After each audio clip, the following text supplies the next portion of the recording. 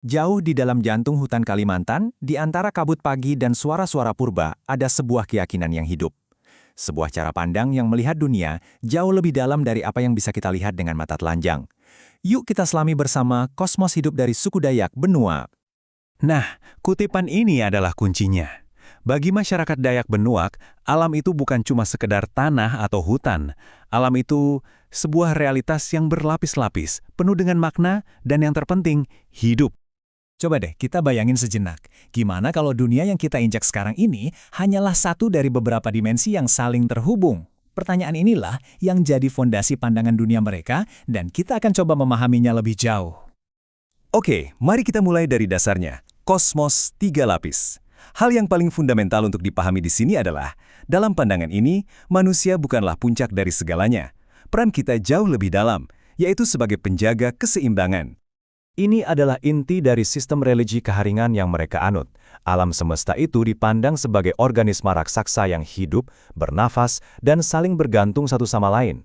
Tiga dunia yang berbeda, tapi membentuk satu kesatuan yang nggak terpisahkan.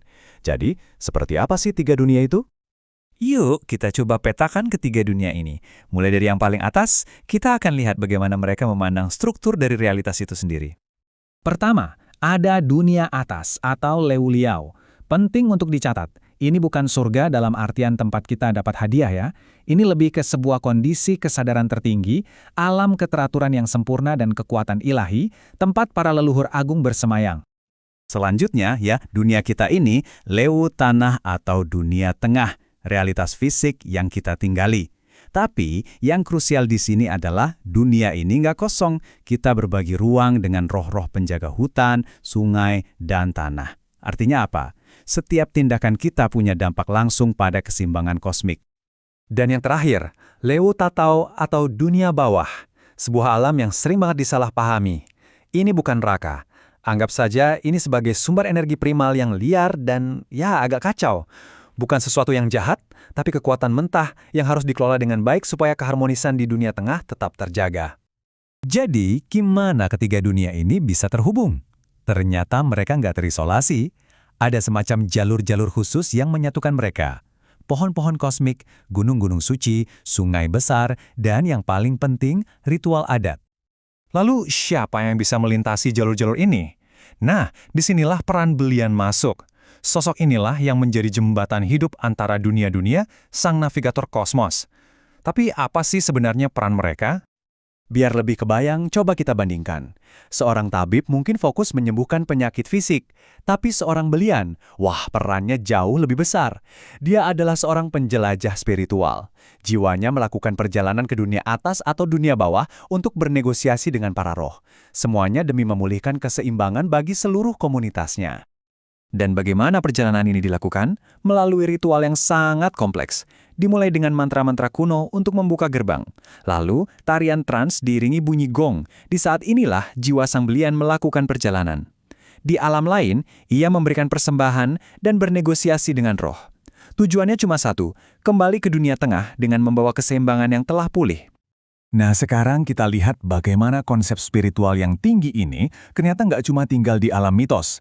Ini benar-benar menjadi hukum yang mengatur kehidupan sehari-hari, sebuah mandat praktis yang membentuk peradaban mereka. Hubungan antara keyakinan dan praktik sehari-hari itu jelas banget.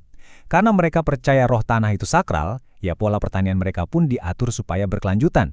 Karena mereka percaya keseimbangan kosmik adalah hukum tertinggi, yaitu menjadi dasar hukum adat mereka. Sampai-sampai tata letak kampung pun ditentukan oleh konsep ruang sakral. Semuanya nyambung.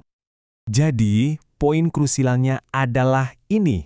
Bagi masyarakat Dayak Benua, kosmologi ini bukan sekedar kumpulan cerita simbolik. Ini adalah sebuah sistem etika ekologis yang berfungsi penuh. Sebuah panduan praktis untuk hidup selaras dengan alam, bukan untuk menaklukkannya.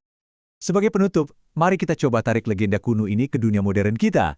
Kenapa? Karena di dalamnya terkandung sebuah pesan, sebuah peringatan dari hutan, yang mungkin jauh lebih relevan sekarang daripada kapanpun sebelumnya. Coba lihat deh kontras yang tajam ini.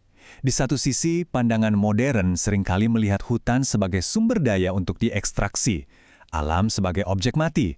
Di sisi lain, pandangan Dayak Benuak melihat hutan sebagai makhluk hidup dan alam sebagai subjek sakral yang harus dihormati.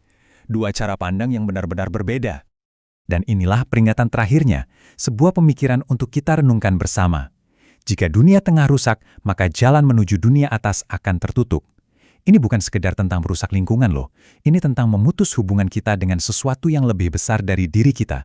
Pertanyaannya sekarang untuk kita, jangan-jangan tanpa sadar kita sedang merusak dunia tengah kita sendiri dan perlahan-lahan menutup jalan kita?